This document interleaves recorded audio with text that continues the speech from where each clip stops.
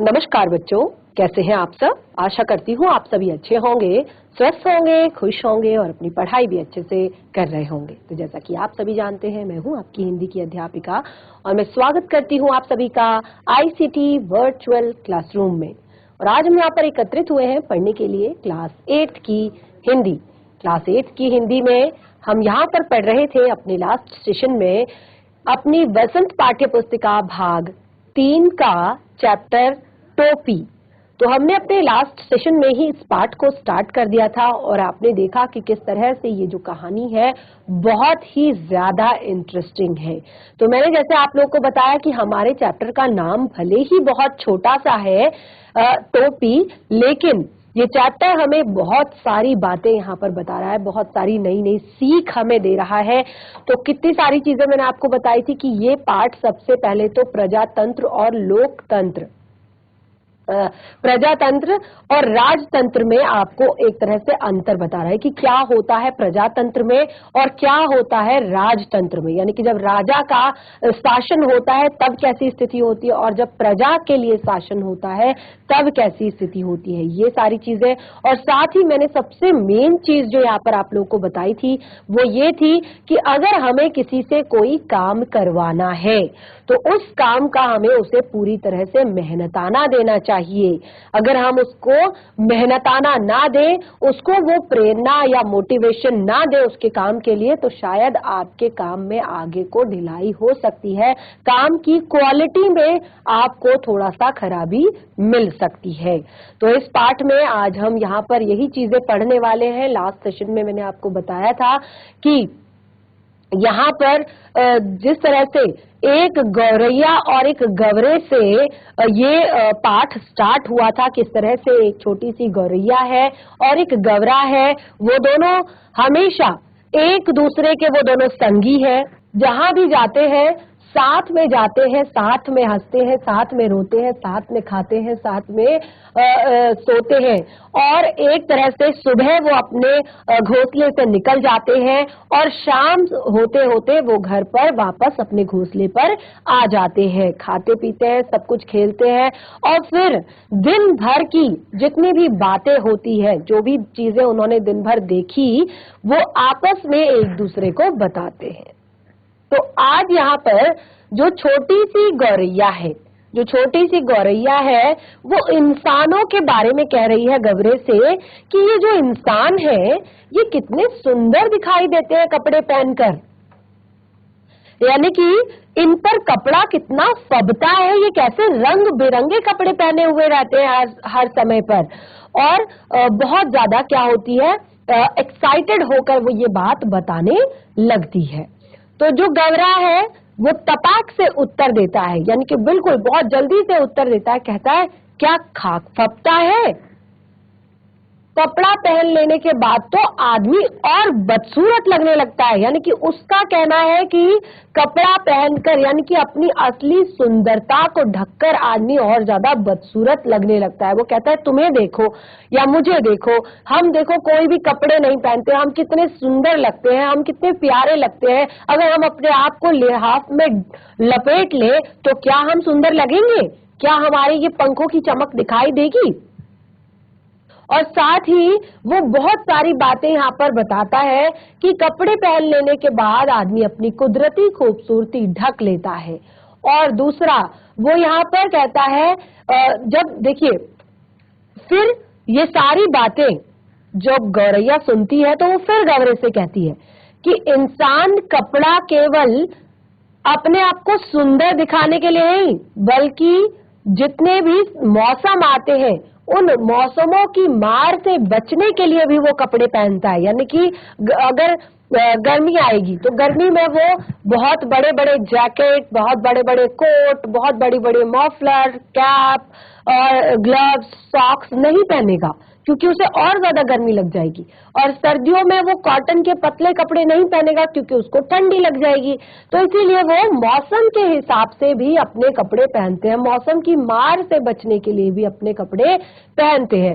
तो इसीलिए वो जब उसको सारी बातें बताती है तो गवरा फिर से इस पर ऑब्जेक्शन उठाता है और कहता है तू समझती नहीं है, कपड़े पहन पहन कर इन्होंने अपने आप को एक तरह से बिल्कुल कमजोर कर लिया है। यानी कि इन्होंने इनकी जो सकत थी, इनकी जो अंदर की मजबूती थी, वो चली गई। अब ये झेल नहीं पाते मौसम को, अब ये बहुत ज्यादा नाजुक बन गए। अब इन्हें गर्मी हो तो पहले तो पतले कॉटन के कपड़े चाहिए, ऊपर से एसी चाहिए। अगर सर्दी हो तो पहले तो मोटे कपड़े चाहिए, ऊपर से हीटर चाहिए। यानी कि अब ये बहुत ज्यादा सख्त नहीं रह गए हैं, इन्होंने कपड़े पहन पहन के अपने आप को बहुत नाजुक बना लिया है। और दूसरा वो बहुत बड़ी बात यहाँ पर कहता है कि इस कपड़े का एक लफड़ा है। वो लफड़ा क्या है कि इसको पहनते ही आदमी की औकात पता चल जाती है, यानी कि स्टेटस पता चल जाता है, उसका लेवल पता चल जाता है कि वो किस लेवल का है, उसका स्टेटस क्या है, उसका रहन सहन कैसा है, उसका खान पान कैसा है, वो उच्च वर्ग का है या निम्न वर्ग का।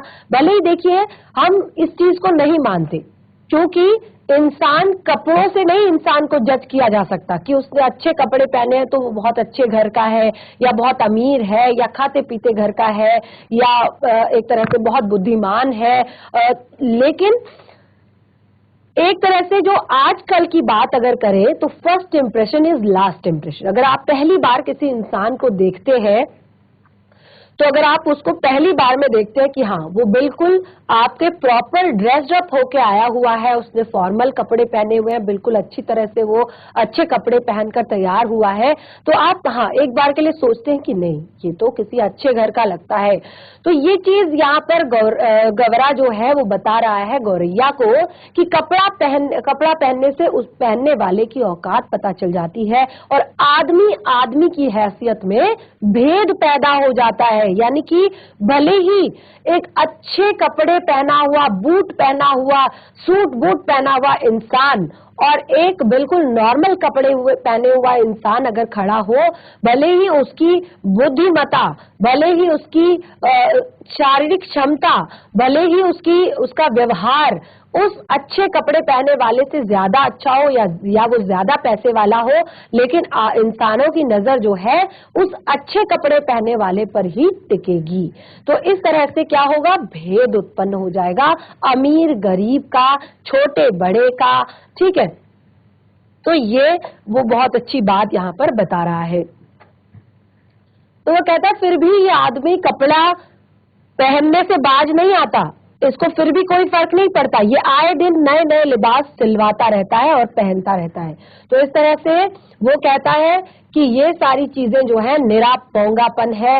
अब गवरा बोलता है आदमी तो लिबास से फकत लाज ही नहीं रखता, बल्कि अब तो उसमें हाथ पैरों, जो चलने वाली चीज है, जो काम करने वाली चीज है, उनको भी ढक लिया है। यानी कि हाथ से उसको लिखना है, काम करना है, मेहनत करनी है, उस पे भी उसने ग्लव्स लगा लिए हैं। पैरों से उसे चलना है और मेहनत करनी है, आगे बढ़ना है अपने जीवन में, उसमें भी उसने मोजे पहन लिए हैं। यानी कि कैसे वो आगे बढ़ेगा, अगर वो अपने आप को इतना ज्यादा कमजोर, इतना ज्यादा वीक बना देगा तो वो कैसे आगे बढ़ेगा। तो इस तरह से वो कहता है। और वो दूसरी सबसे मेन बात कहता है कि एक तो सर पे लटे हैं, यानी कि एक तो सर पे बाल है, ऊपर से ये उन्हें भी टोपी से ढक लेता है। ठीक है, तो इस तरह की वो बातें करते हैं। तो जैसे ही टोपी की बात यहाँ पर आती है तो गौरैया जो है थोड़ी सी एक्साइटेड हो जाती है और वो कहती है कि उनके सर पे टोपी कितनी अच्छी लगती है ना। तो वो कहता है कि वो कहती है कि मेरा भी टोपी पहनने का मन करता है। तो अब गवरा कहता है तू कहाँ से पाएगी टोपी, यानी कि तेरे पास कहाँ से आएगी टोपी। अब वो टोपी के महत्व को समझाने लगता है गौरैया को, क्योंकि गवरा जो है थोड़ा सा समझदार है, इसीलिए शक्की भी है। यानी कि समझदार है इसीलिए उसे हर चीज में कमी नजर आती है, क्योंकि वो कहता है कि कोई भी चीज ना बिना मतलब के नहीं पहनी जाती, बिना मतलब के नहीं की जाती। वो थोड़ा सा समझदार है तो उसे हर चीज में डाउट होता है। जैसे वो यहाँ पे कहता है कि एक टोपी के लिए कितनों के टाट उलट जाते हैं। एक टोपी के लिए, टोपी यानी कि एक तरह से ताज, ठीक है, एक टोपी के लिए पहले के टाइम में क्या होता था, राजगद्दी पाने के लिए कितने कितने राजाओं के बीच लड़ाई हो जाती थी। एक टोपी के लिए कितना ज्यादा नुकसान होता था। और जरा सी चूक हुई नहीं कि टोपी उछलते देर नहीं लगती। यानी कि अगर आपने कोई भी गलत काम कर दिया तो टोपी को सम्मान का प्रतीक माना जाता है, इज्जत का प्रतीक माना जाता है। और अगर आप कोई भी गलती करते हैं तो टोपी उछलते देर नहीं लगती, यानी कि आपकी इज्जत उतरते देर नहीं लगती। और देखिए, अपनी टोपी सलामत रहे इस फिक्र में कितनों को टोपी पहनानी पड़ती है। यानी कि अपनी टोपी को बनाए रखने में कितनों को धोखा देना पड़ता है, कितनों को बेवकूफ बनाना पड़ता है अपनी टोपी को बचाने के लिए, अपनी इज्जत को बचाने के लिए। मेरी मान तो इस चक्कर में मत पड़, वो कहता है कि मेरी मान ये टोपी का चक्कर छोड़ दे, इस चक्कर में मत पड़। तो इस तरह से गवरा जो है उसे समझाने की कोशिश करता है। अब देखिए, जो छोटी सी गवरैया है वो एक तरह से जिद्दी है थोड़ा सा, लेकिन धुन की पक्की है। जिद्दी तो है ही, लेकिन धुन की भी पक्की है। जो ठान लिया सो ठान लिया, अब वो करके रहेगी। अब देखिए, वो कहती है कि जीवन का उसने अब एक ही लक्ष्य मान लिया है कि उसको जीवन में कभी न कभी टोपी जरूर पहननी है। और उसने बहुत बड़ी बात कही, जहां चाह वहां राह। यानी कि अगर आप अपने उद्देश्य सही रखते हो, अपना लक्ष्य अगर आप एक तरह से देख लेते हो, ठान लेते हो, तो रास्ते खुद ब खुद मिल जाते हैं। तो जहां चाह वहां राह। अब देखिए, मामूल के मुताबिक, अब जो उनका डेली का रूटीन था उसके मुताबिक अब दोनों के दोनों अगले दिन फिर चुगने के लिए निकले। देखिए, यहाँ तक हमने लास्ट सेशन में डिस्कस कर लिया था, अब आगे कंटिन्यू करते हैं। ध्यान पूर्वक सुनिएगा, बहुत ही सुंदर, बहुत ही प्यारी सी कहानी है और काफी चीजें सिखा रही है जो आप अभी तक देखते हुए आए हैं। तो देखिए, अब अगले दिन मामूल के मुताबिक फिर दोनों घूरे पर चुगने निकले और फिर से वो दोनों चुगने के लिए निकल पड़े, दाना चुगने के लिए। ठीक है, चुगते चुगते उसे एक रुई का फाहा मिला। अब वो दाना चुग रही थी और चुगते चुगते उसे क्या मिला? रुई का फाहा। देखिए कितना सुंदर है, वो अपने चोंच में दबाकर उसे लेकर जा रही है। एक रुई का इतना फाहा उसे मिल गया। ठीक है, तो वो जोर से चिल्लाई, मिल गया, मिल गया, मिल गया। गौरैया मारे खुशी के घूरे पर लौटने लगी, जमीन पर लोट पोट करने लगी और चिल्लाने लगी, मिल गया, मिल गया, मिल गया। एक सुंदर टोपी बनाने के लिए सबसे जो बेसिक चीज थी, एक रुई का फाहा। और देखिए, उसके साइज से तो काफी बड़ा है, इतना बड़ा है, और उसको तो केवल इतने फाहे से काम चल जाएगा। तो उसको एक रुई का फाहा जमीन पर मिल गया। ठीक है, अब रुई का फाहा जब उसे जमीन पर मिला तो वो बहुत ज्यादा खुश हुई और वहीं पर लोटपोट करने लगी। अब जब वो लोटपोट करने लगी तो वहां पर गवरा आया। गवरे ने कहा, अरे क्या मिल गया रे? गवरे ने चहक कर पूछा। मिल गया, मिल गया, टोपी का जुगाड़ मिल गया। वो फिर से खुशी से चहक कर बोली, मिल गया, मिल गया, टोपी का जुगाड़ मिल गया। गौरैया ने गवरे के सामने वो रुई का फाहा धर दिया। ठीक है, तेरे जैसे एक ही बावरा था, गवरा बोला। रास्ता चलते चलते उसने अचानक एक दिन पड़ा हुआ चाबुक मिल गया। अब देखिए, वो फिर से उसको वहां पर रोक रहा है कुछ बात बताकर, क्योंकि गवरा क्या है, समझदार भी है थोड़ा सा, तो उसको चीजों में तर्क करना आता है। ठीक है, यानी कि कोई भी चीज है वो जल्दी से उसको एक्सेप्ट नहीं करता, वो उस पर तर्क करता है। और ये बहुत सही बात है कि आपको बिना सोचे समझे कोई काम नहीं करना चाहिए। तो इस तरह से अब लेकिन गौरैया भी कम नहीं है, वो धुन की पक्की है। उसने जीवन का उद्देश्य बना लिया है कि वो टोपी पहन कर रहेगी, और उसने खुद ही कहा, जहां चाह वहां राह, यानी कि वो एक भी मौका ऐसा नहीं छोड़ेगी जो उसको उसकी मंजिल तक ले जाता हो। ठीक है, तो फिर उसने क्या कहना शुरू किया, गवरे ने फिर उसको एक कहानी सुनानी शुरू की। गवरे ने कहा, तेरे जैसा एक और बावरा था। बावरा यानी कि पागल। ठीक है, गवरा बोला, रास्ता चलते चलते उसे एक दिन पड़ा हुआ चाबुक मिल गया। चाबुक क्या होता है? जिससे घोड़े को चाबुक लगाई जाती है।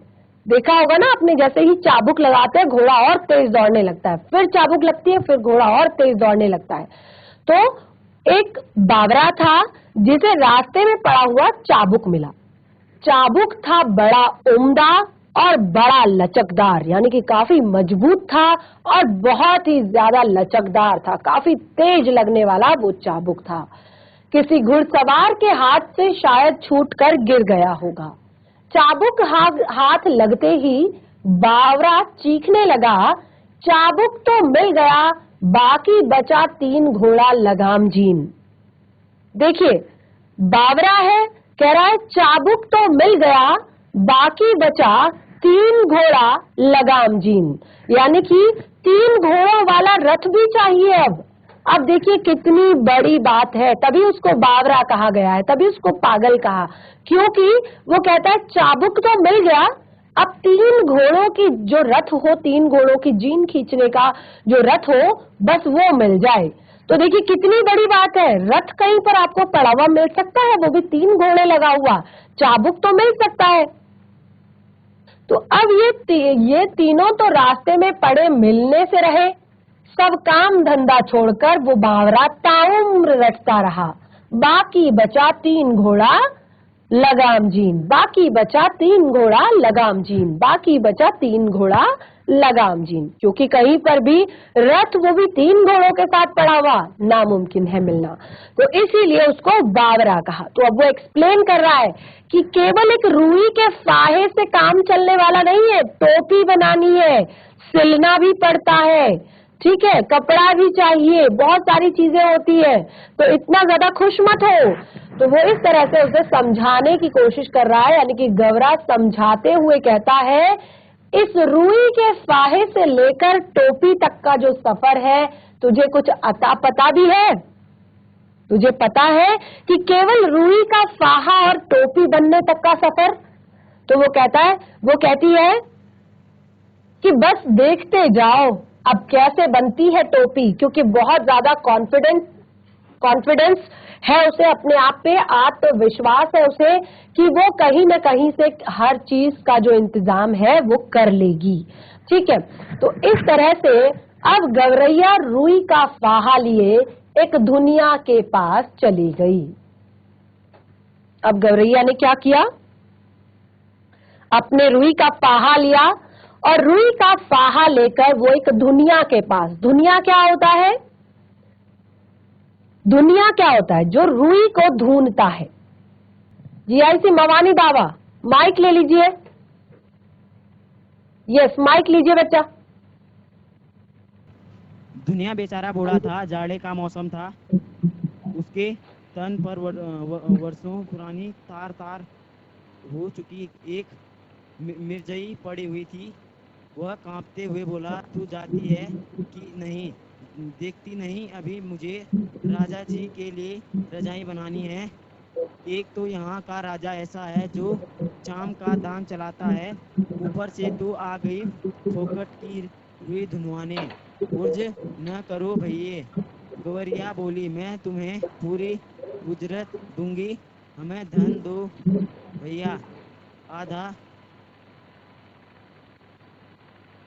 आधा तू ले ले, आधा मैं ले लूंगी। दुनिया को अपनी जिंदगी में आज तक इतनी खरी मजबूरी कभी न मिली थी, बैठ जाइए, बस, वेरी गुड।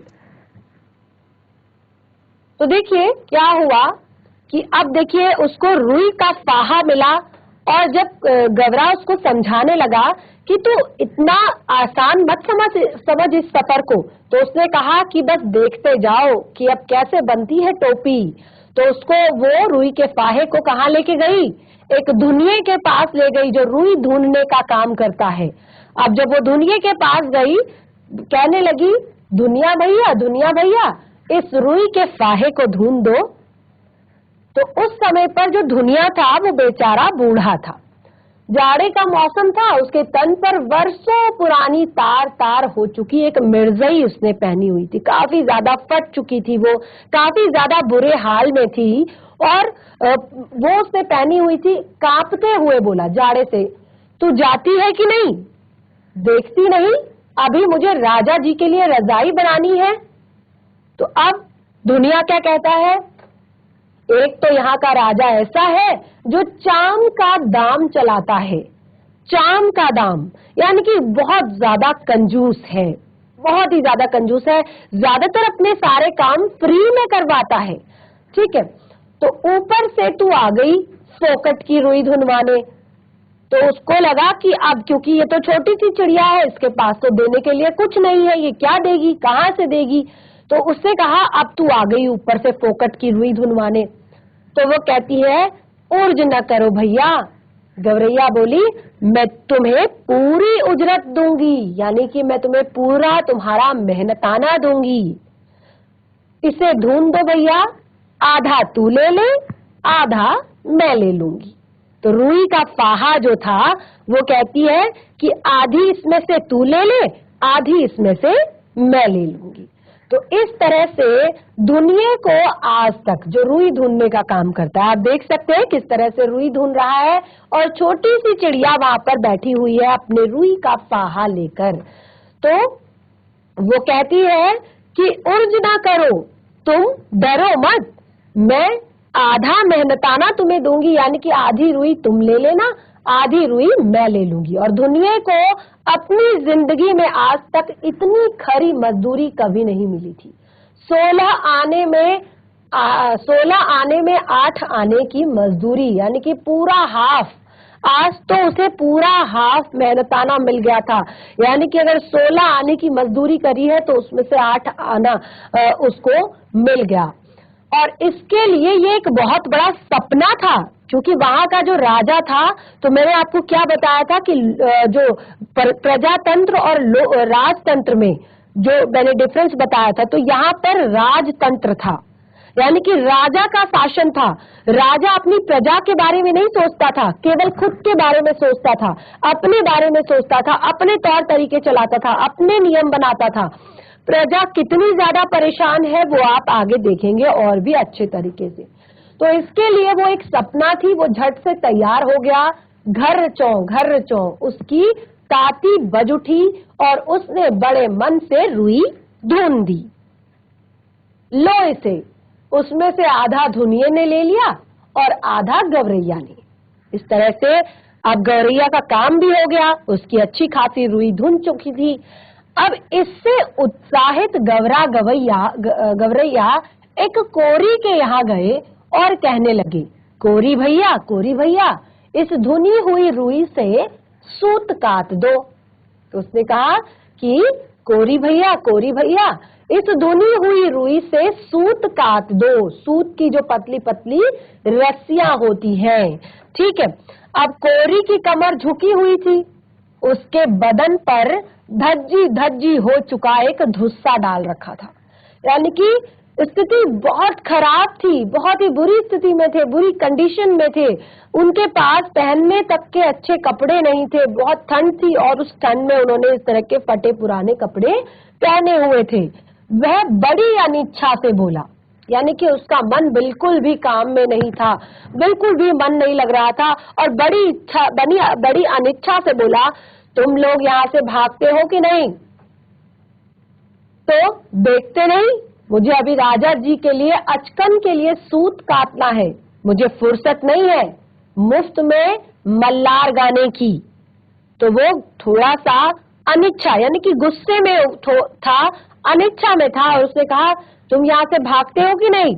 दिख नहीं रहा है मैं राजा जी के अचकन के लिए सूत काट रहा हूँ और तुम यहाँ आ गए मुफ्त का मल्लार गाने।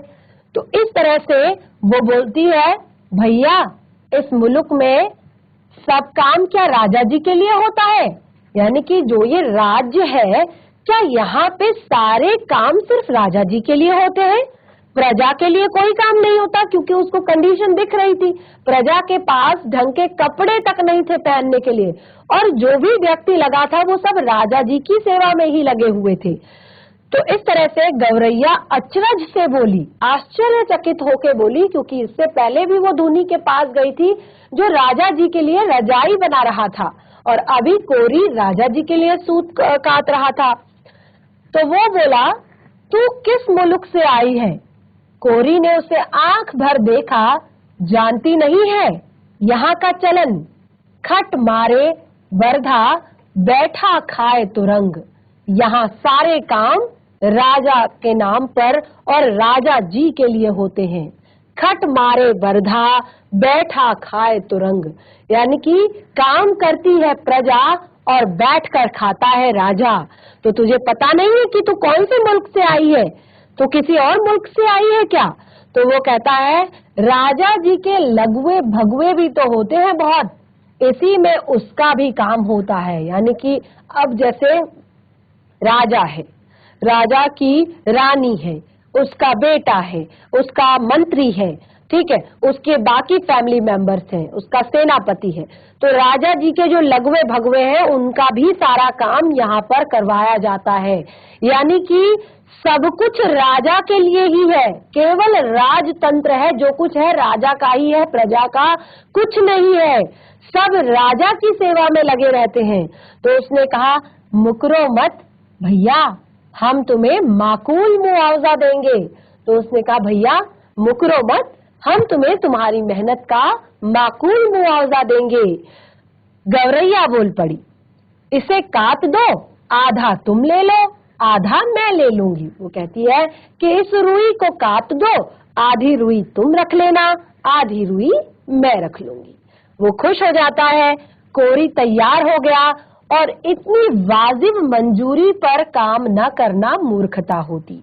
यानी कि जहां पर काम का बिल्कुल आधा मिल रहा है तो उसको इतनी वाजिब मजदूरी कभी नहीं मिली, और उसने कहा कि इस पर काम ना करना तो मूर्खता होगी।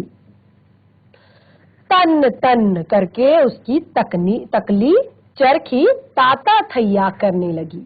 काफी महीन और लच्छेदार सूत का दिए उसने। कदम कदम पर मिलते कामगारों के सहयोग ने गौरैया को आगे बढ़ने पर उकसा दिया। अब हर जगह उसको सहयोग ही मिल रहा था, हर कोई उसकी हेल्प कर रहा था।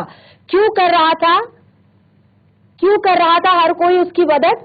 कौन बताएगा? हैंड रेज करेंगे। इस तरह से अभी अभी क्लियर किया था मैंने, क्यों कर रहा था गौरैया की हर कोई मदद। तो यहाँ पर कदम कदम पर मिलते कामगारों के सहयोग ने गौरैया को आगे बढ़ने के लिए उकसा दिया।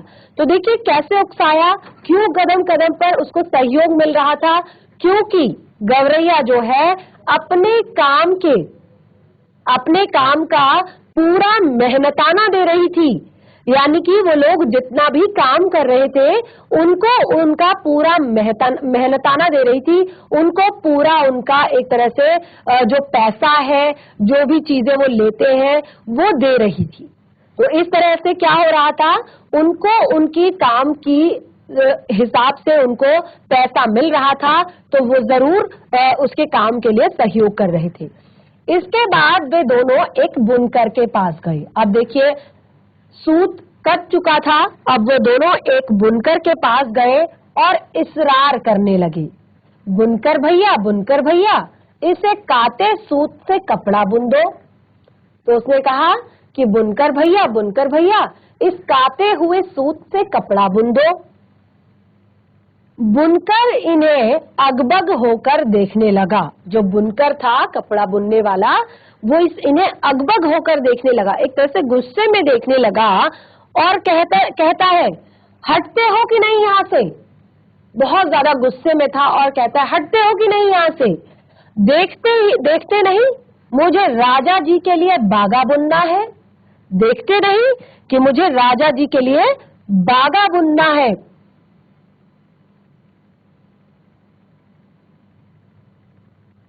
तो इस तरह से अभी थोड़ी देर बाद ही राजा जी के कारिंदे हाजिर हो जाएंगे। साव के भाव तो चबाव करे चाकर, साव करे भाव तो चबाव करे चाकर। इतना कहकर बुनकर अपने काम में फिर से मशगूल हो गया। यानी कि वो क्या करता है, वो कहता है साव करे भाव तो चबाव करे चाकर, यानी कि जब साव यानी कि जो शासक है वो उसका ही यहाँ पर सब कुछ चलता है, तो चाकर को तो काम करना ही पड़ेगा। और ये कहकर वो अपने काम में मशगूल हो गया, अपने काम में बिजी हो गया। वो कहती है इसे बुन दो भैया। गवैया ने साहस संजोकर कहा, यानी कि फिर से साहस किया और कहा इसे बुन दो भैया, हम सेत मेत का काम नहीं करवाते, इसे बुन दे और आधा तू ले ले, आधा हम ले लेंगे। तो उसने कहा भैया मेरी कपड़े को बुन दो, हम सात मात वाला काम नहीं करते, यानी कि हम फ्री वाला काम नहीं करवाते, आधा तुम रख लेना, आधा हम रख लेंगे। तो इस तरह से बुनकर ने देखा कि सौदा बुरा नहीं है और वह बहुत जल्दी से तैयार हो गया। सूत अपनी ओर खींचकर ताना बाना पसार दिया, उसका करघा चलने लगा, ढरकी ढुलकने लगी और थोड़ी ही देर में उसने काफी गफ्श और दबीज कपड़ा बुन दिया, काफी सुंदर गफ्श और दबीज कपड़ा बुन दिया। आधा उसने ले लिया और आधा इन दोनों चिड़ियों ने ले लिया। गवरैया ने 3/4 मंजिल पार कर ली थी, यानी कि अपने टोपी पहनने की जो मंजिल थी वो 3/4 लगभग पार कर ली थी। ठीक है, तो कपड़े के लिए दिए वह एक दर्जी के पास जा पहुंची। कपड़ा लिए दिए वह एक दर्जी के पास पहुंची। दर्जी भैया इसकी टोपी सिल दो। वो कहती है दर्जी भैया इसकी एक टोपी सिल दो। खिसकती हो कि नहीं यहाँ से? दर्जी ने रोष से कहा, रोष यानी कि गुस्से में आकर कहा, खिसकती हो कि नहीं यहाँ से? देखते नहीं राजा जी की 7वीं रानी से 9 बेटियों के बाद 10वां बेटा पैदा हुआ है। राजा जी की 7वीं रानी से 9 बेटियों के बाद 10वां बेटा हुआ है और उस 10 रतन के लिए मुझे अब ढेरों झब्बे सिलने हैं। सोचिए राजा की 7 रानियां, उस 7वीं रानी के 9 बेटियां और 9 बेटियों के बाद 10वां जो पुत्र हुआ है उसके लिए झब्बे सिलने हैं।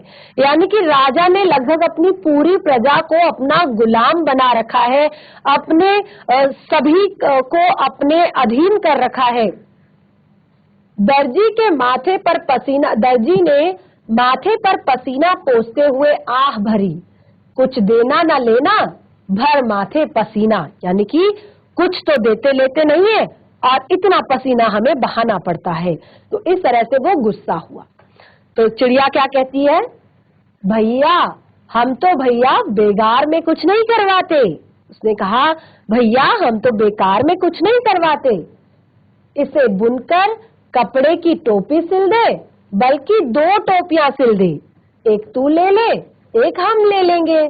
तो उसने कहा कि ये इस कपड़े से 2 टोपियां सिल दे, इसे एक तू ले ले और एक हम ले लेंगे। अब मुंह मांगी मजदूरी मिल गई। ठीक है, जब मुंह मांगी मजूरी मिल रही है तो अब कच उसकी कैंची चल रही है, यानी कि अब उसकी कैंची चलने लगी। अब उसका काम शुरू हो गया, कच उसकी कैंची चल गई और उठी और चूहे की तरह सर उसकी सुई कपड़े के भीतर बाहर होने लगी। यानी कि पहले कैंची चली, कपड़ा कटा और उसके बाद चूहे की तरह उसकी सुई सर बाहर होने लगी। तो एक तरह से अब चिड़िया की टोपी तैयार होनी थी। बड़े मनोयोग से, बिल्कुल मन लगाकर, दिल लगाकर उसने 2 टोपियां सिल दी। तो देखिए इस तरह से अब चिड़िया की टोपी तैयार थी। लेकिन क्या कुछ होने वाला है आगे इस चैप्टर में, बहुत सारे और भी यहाँ पर ट्विस्ट आने वाले हैं, बहुत सारी और भी बातें यहाँ पर होने वाली है। तो आज का जो हमारा समय है वो यहीं पे समाप्त होता है और आप इस कहानी को घर पर एक बार रिवाइज कीजिए जितना हमने पढ़ा है। बाकी का शेष भाग कंटिन्यू करेंगे हम अपने नेक्स्ट सेशन में और साथ ही पाठ से जुड़े हुए प्रश्नों उत्तर भी डिस्कस करेंगे। तब तक के लिए धन्यवाद। आपका दिन शुभ हो।